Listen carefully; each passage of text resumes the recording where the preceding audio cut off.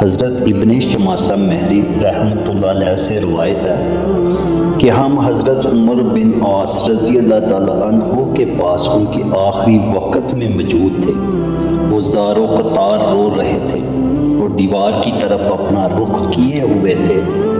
ان کے صاحبزادے ان کو تسلی دینے کے لیے کہنے لگے، ابا جان، کیا نبی کریم صلی اللہ علیہ وآلہ وسلم نے آپ کو فلاں بشارت نہیں دی تھی؟ کیا رسول اللہ صلی اللہ علیہ وآلہ وسلم نے آپ کو فلاں بشارت نہیں دی تھی؟ یعنی آپ کو تو نبی کریم صلی اللہ علیہ وآلہ وسلم نے بڑی بڑی بشارتیں دی ہیں۔ یہ سن کر انہوں نے دیوار کی طرف سے اپنا رخ بدلا اور فرمایا، سب سے افضل چیز جو ہم نے آخرت کے لیے تیار کی ہے وہ اس بات کی شہادت ہے کہ اللہ تعالیٰ کے سوا کوئی معبود نہیں اور محمد صلی اللہ علیہ وآلہ وسلم اللہ تعالیٰ کے رسول ہیں۔ حضرت عمر فاروق رضی اللہ تعالیٰ عنہ نے فرمایا، میری زندگی کے 3 دور گزرے ہیں۔ ایک دور تو وہ تھا جب کہ رسول اللہ صلی اللہ علیہ وآلہ وسلم سے بغض رکھنے والا مجھ سے زیادہ کوئی اور شخص نہ تھا، اور جب کہ میری سب سے بڑی تمنا یہ تھی کہ کسی طرح آپ پر میرا قابو چل جائے تو میں آپ کو مار ڈالوں۔ یہ تو میری زندگی کا سب سے بدتر دور تھا۔ اگر خدا نخواستہ میں اس حال میں مر جاتا تو یقیناً دوزخی ہوتا۔ اس کے بعد جب اللہ تعالیٰ نے میرے دل میں اسلام کا حق ہونا ڈال دیا تو میں آپ کے پاس آیا اور میں نے عرض کیا، اپنا ہاتھ مبارک بڑھائیے تاکہ میں آپ کی بیعت کروں۔ آپ صلی اللہ علیہ وآلہ وسلم نے اپنا ہاتھ مبارک بڑھا دیا۔ میں نے اپنا ہاتھ پیچھے کھینچ لیا۔ آپ نے فرمایا، عمر یہ کیا کیا؟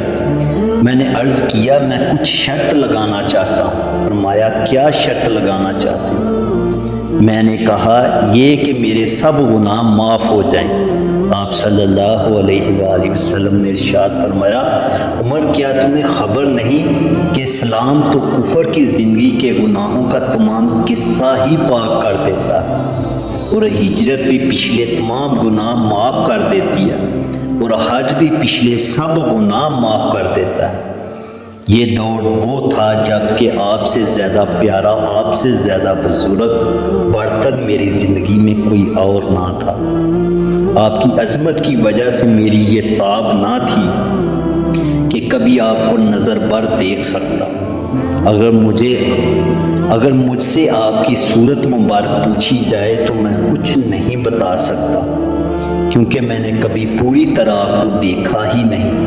کاش اگر میں اس حال پر مر جاتا تو امید ہے کہ جنتی ہوتا، پھر ہم کچھ چیزوں کے متوالی اور ذمہ دار بنے، اور نہیں کہہ سکتے کہ ہمارا حال ان چیزوں میں کیا رہا۔ یہ میری زندگی کا تیسرا دور تھا۔ اچھا دیکھو، جب میری وفات ہو جائے تو میرے جنازے کے ساتھ کوئی اور ولولہ اور شور و غم کرنے والی عورتیں نہ جانے پائے، نہ زمانہ جاہلیت کی طرح آگ میرے جنازے کے ساتھ ہو۔ جب مجھے دفن کر چکو تو میری قبر پر اچھی طرح مٹی ڈالنا، اور جب فارغ ہو جاؤ تو میری قبر کے پاس اتنی دیر ضرور ٹھہرے رہنا جتنی دیر میں اونٹ ذبح کر کے اس کا گوشت تقسیم کیا جاتا ہے، تاکہ تمہاری وجہ سے میرا دل لگا رہے اور مجھے معلوم ہو جائے کہ میں اپنے رب کے بھیجے ہوئے فرشتوں کے سوالات کے جواب کیا دیتا ہوں۔ شکر اللہ، الحمدللہ۔